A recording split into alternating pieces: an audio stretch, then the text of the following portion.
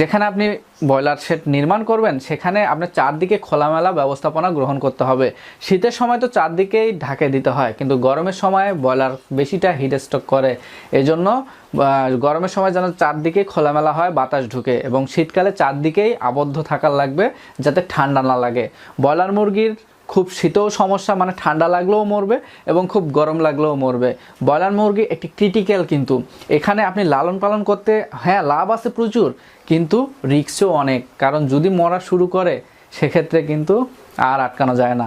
আর যেহেতু 1 মাস আপনাকে কষ্ট করতে হয়, প্রত্যেকটা ব্যাচেই আপনার 1 মাস থেকে 40 দিন, এর বেশি দিন কিন্তু কেউ রাখে না।